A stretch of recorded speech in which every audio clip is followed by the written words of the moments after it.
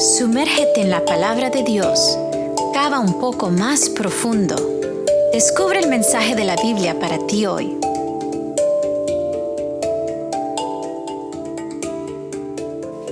Hola amigos, bienvenidos a este programa de estudio. Estoy contento de compartir con ustedes en esta mañana una vez más de la palabra del Señor.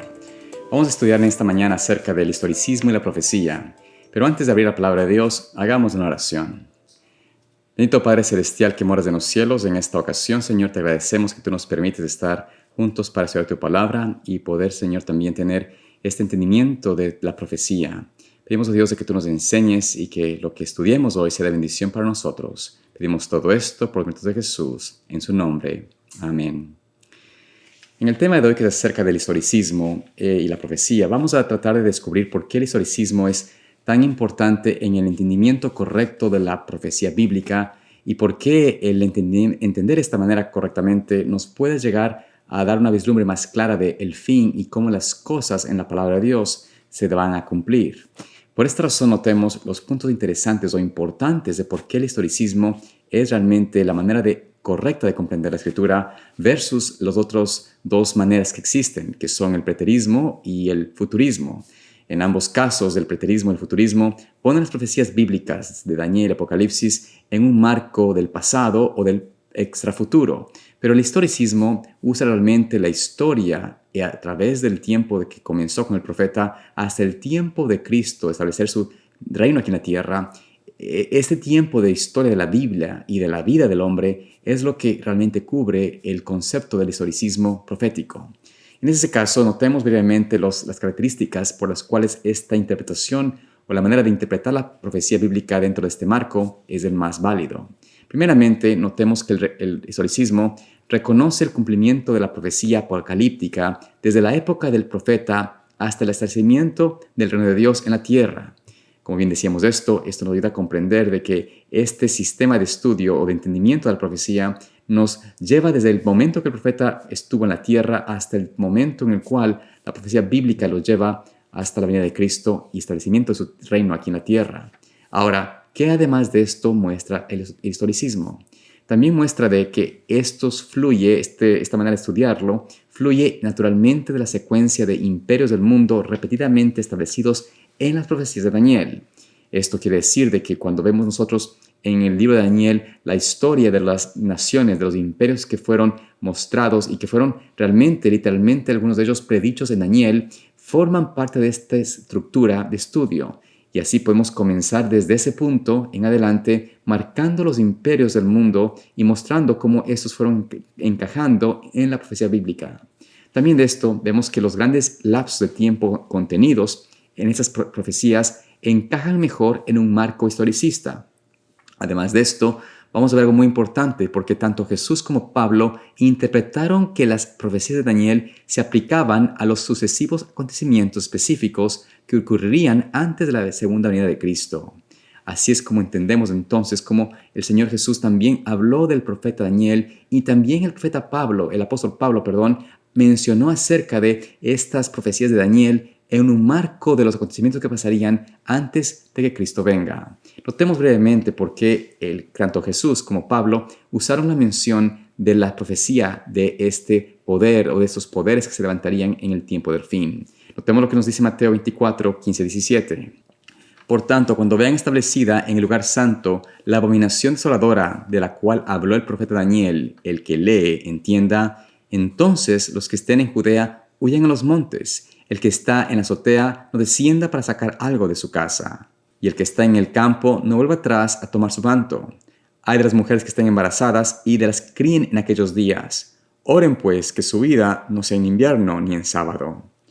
En este pasaje notamos cómo Cristo está anunciando lo que pasaría con la caída de Jerusalén, lo que pasaría con este imperio de Roma que vendría y sitiaría la ciudad de Jerusalén, y en ese instante se cumpliría o se estaría cumpliendo parte de la profecía de Daniel, mencionando aquí cómo el Señor Jesús usó el libro de Daniel para que los discípulos, sus seguidores, puedan estudiarlo, entenderlo correctamente y así ser librados de la destrucción. Por esto, Cristo menciona a Daniel y lo usa en el marco de lo que sucedería en un futuro en el tiempo que estaban los discípulos y los judíos allí en Jerusalén. Pero también notemos lo que nos dice el apóstol Pablo en 2 Tesalonicenses capítulo 2, versículos 1 al 10, donde leemos: Ahora, con respecto a la venida de nuestro Señor Jesucristo y a nuestra reunión con Él, les rogamos, hermanos, que no sean movidos fácilmente de su modo de pensar, ni sean alarmados ni por espíritu, ni por palabra, ni por carta, como si fuera nuestra, como que ya hubiera llegado el día del Señor. Nadie los engañe de ninguna manera, porque esto no sucederá sin que venga primero la apostasía y se manifieste el hombre de iniquidad, el hijo de perdición. Este se pondrá y se alzará contra todo lo que se llama Dios o que se adora, tanto que se sentará en el templo de Dios, haciéndose pasar por Dios. ¿No se acuerdan de que mientras yo estaba todavía con ustedes les decía esto? Ahora saben que lo detiene, a fin de que a su debido tiempo Él sea revelado, porque ya está obrando el misterio de la iniquidad. Solamente espera hasta que sea quitado de en medio el que ahora lo detiene. Y entonces será manifestado aquel inicuo, a quien el Señor Jesús matará con el soplo de su boca y destruirá con el resplandor de su venida. El advenimiento del inicuo es por operación de Satanás, con todo poder, señales y prodigios falsos, y con todo engaño de injusticia entre los que perecen por cuanto no recibieron el amor y de la verdad para ser salvos. Por esto, Dios les enviará una fuerza de engaño para que crean la mentira, a fin de que sean condenados todos los que no creyeron a la verdad, sino que se complacieron en la injusticia.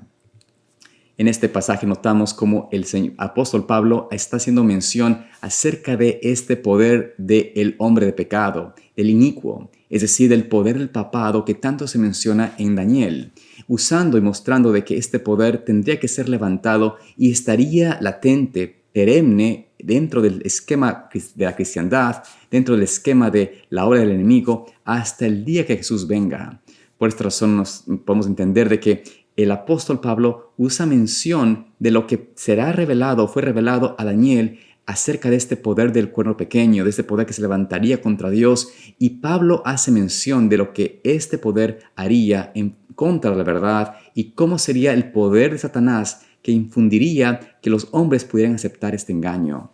Así notamos entonces cómo tanto Cristo como Pablo hacen mención de las profecías de Daniel en relación a lo que pasaría previo a su venida.